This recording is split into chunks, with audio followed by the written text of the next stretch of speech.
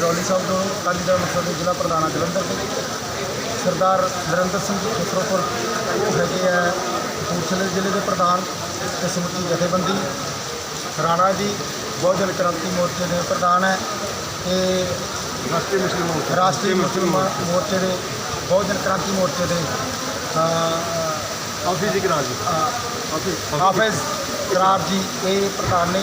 अज असी सारे ने इकट्ठे होकर जिहड़ा नरेंद्र मोदी ने अज अयोध्या दे विच बाबरी मस्जिद नूं जिहड़ा सुप्रीम कोर्ट ने गैर कानूनी ढंग नाल संविधान की धारा 14, 19, 21 दियां धज्जियां डा के जिहड़ा बाबरी मस्जिद के विरोध में फैसला दिता, जिसमें पूरी 85% लोगों ने ना मन्निया ना कदे मन्नणगे। अज उन्होंने संविधान की धारा 74A ते 75A की धज्जियां डा दित्तियां। जो कि प्रधानमंत्री किसी पार्टी का बन जाए वो ना मंदिर का उद्घाटन कर सकता, ना मस्जिद का, ना गुरुद्वारे का, ना गिरजाघर का। फर्ज करो जेकर कोई सहमति भी हो, चलो भी सारा इकट्ठा कर ला, फिर भी वो कानून के मुताबिक नहीं कर सकता। इस करके नरेंद्र मोदी को अस्तीफा देना चाहिए। जो उन्हें उद्घाटन करना सी RSS का मुखी बन के आता ਜਾਂ ਭਗਵੇ ਕਰਨ ਉਹਨਾਂ ਦੇ ਸਾਧੂ ਸਾਧੀਆਂ विश्व हिंदू परिषद ਜਾਂ बजरंग दल किसी का मुखी बन के ਉਹਦੇ उद्घाटन कर सकता ਸੀ। ਉਹਨੇ बहुत ਵੱਡਾ ਅੱਜ क्राइम किया, पूरी दुनिया के दस दिता कि हिंदू राष्ट्र बनन जा रहा, पर असी हिंदू राष्ट्र बन नहीं देवांगे, ना ही असी इसनूं मनते हैं। दूजे पासे जिमें कल्याण सिंह चीफ मिनिस्टर सीगा ते नरसिम्हा राव कांग्रेस का प्रधानमंत्री सी, उन्होंने रल के उदों बाबरी मस्जिद ढाई सरदार सिमरजीत सिंह मान ने गाजियाबाद के असीं गिरफ्तारी दी। उदों प्रकाश सिंह बादल ने हित भेजा सीगा बाबरी मस्जिद के ढाउण के हक दे विच, जिहदा सिख कौम ने उन्होंने बाहर कढ़ दिता सी। अज RSS का जिहड़ा हथ ठोका ਗਿਆਨੀ ਇਕਬਾਲ ਸਿੰਘ उत्थे गया, जिहदा सिख कौम दे नाल कोई संबंध नहीं, सरबत खालसा जी कौम ने रद्द कर दिता सी। वो भी RSS का रिंग सीगा एक। प्रकाश सिंह बादल ते BJP RS ने उन्होंने भेजिया, जिहदा सिख कौम उसनूं रद्द भी करदी है ते ना सिख कौम उसनूं मूँह लावेगी। इस करके ये जिहड़ा सारा कुछ होया ये बहुत माड़ा होया ते सरदार सिमरजीत सिंह मान इस केस नूं इंटरनेशनल कोर्ट ऑफ जस्टिस लैके जाएंगे कि नरेंद्र मोदी ने यह जाबराना हिटरशाही किया। अज जिस तरीके सिख कौम 1984 रो रही सी, इन्होंने उस वेले संत जरनैल सिंह भिंडरांवाला जो शहीद होए उन्होंने कुत्ता मारिया तो कुत्ता मार के धू दिता, तो इन्होंने की किया, लड्डू वंडे, मोमबत्तियां जगाइयां।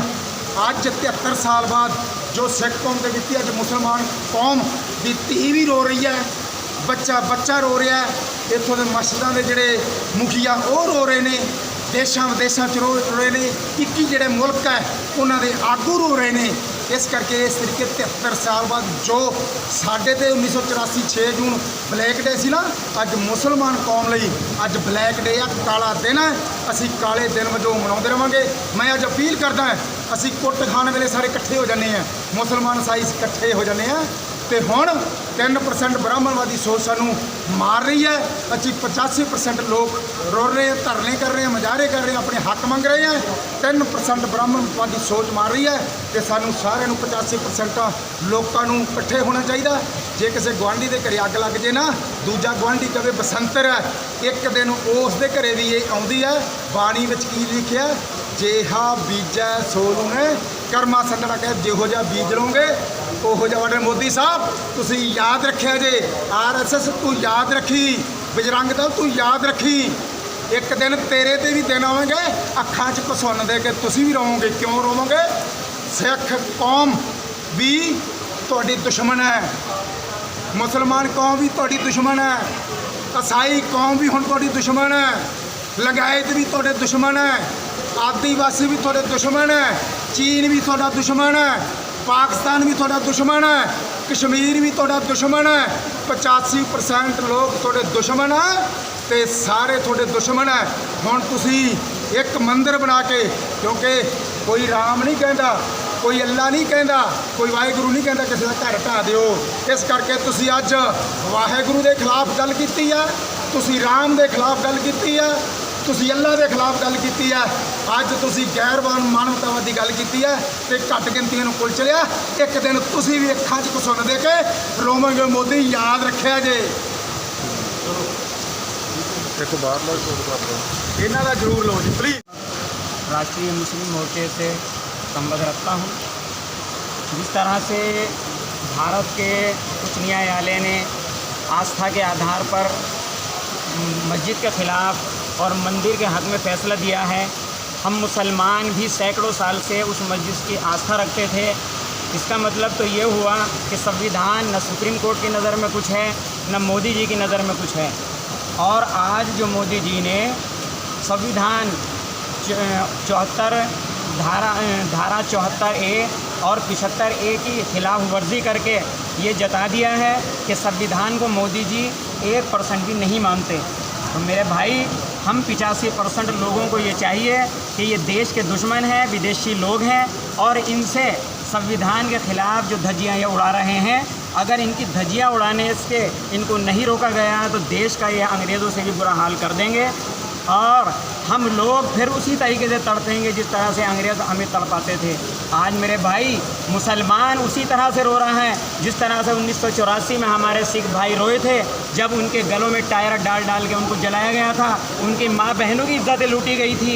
और गुरुद्वारा साहिब, जिसमें मुसलमानों की भी आस्था है और तमाम धर्मों की भी आस्था है, उसके ऊपर बिल्डोज़र फिरवाए और हमारी पवित्र सेना को इस गुंडागर्दी करने के लिए इन्हीं विदेशी ब्राह्मणों ने आदेश दिए कि जाओ और दरबार साहब जैसी पवित्र जगह को, जिसको सारी दुनिया की आस्था है, उसको शहीद कर दिया जाए। और भिंडरा वाले जैसे शुहदा, जिन्होंने अपनी कौम के लिए अपनी जान को कुर्बान करके अपनी कौम का नाम रोशन किया है, उनको बुरी तरीके से उन्होंने शहीद किया। और ये नहीं जानते कि जो राम को बदनाम करके, राम भक्त कहकर और दूसरों के धर्म पर उंगलियां उठा रहे हैं, धज्जियां उठा रहे हैं, वो हमारे रहबरों की धज्जियां उड़ाकर और उनको शहीद करके लड्डू जो हैं वो बांट रहे हैं। मैं ऐसे दुश्मनों को देश दुश्मन मानता हूं, क्योंकि आज शिव सैनिक अपने हाथ में त्रिशूल लेकर, कृपान लेकर, हथियार लेकर अपने आप को देशभक्त कहते हैं। और अगर एक मुसलमान हाथ में एक लाठी लेकर मजबूरी की हालत में भी जाता है तो वो पाकिस्तानी कहलाता है। आज हमारा सिख भाई कोई कृपान डालकर अदालत में जाता है तो वो आतंकवादी कहलाता है। मेरे भाइयों, आज 85% लोग हमें जागने की ज़रूरत है कि इन ब्राह्मणों से, जो विदेश के लोग हैं, इस देश के वासी है ही नहीं, उनसे छुटकारा पाना हमारे लिए बहुत ज़रूरी है। और इंशाअल्लाह हम मुसलमान हैं, हम संविधान का पूरा सम्मान करते हैं, लेकिन हमारे जिस तरह से ठेस पहुंचाई है, हम इंशाअल्लाह इस मंदिर को बनने ही नहीं देंगे, खुदा ने चाहा। और आज का दिन इसको काला दिवस मनाकर सारी ज़िंदगी तक अपनी बच्चों को बताते रहेंगे कि इन गुंडों ने हमारी मस्जिद को शहीद करके, दरबार साहब को शहीद करके और लड्डू बांटे थे और वहाँ मंदिर बनाने की कोशिश की थी। मैं अपनी बात को इसी पर ख़त्म करता हूँ और मोदी जी से जो है वो इस्तीफे की मांग करता हूँ, क्योंकि उन्होंने संविधान की धज्जियाँ उड़ाई हैं और संविधान की धज्जियाँ उड़ाने वाला कभी देश का प्रधानमंत्री या देश का कोई नीचे से नीचा अधिकारी भी नहीं बन सकता। जय मूल निवासी, जय भीम।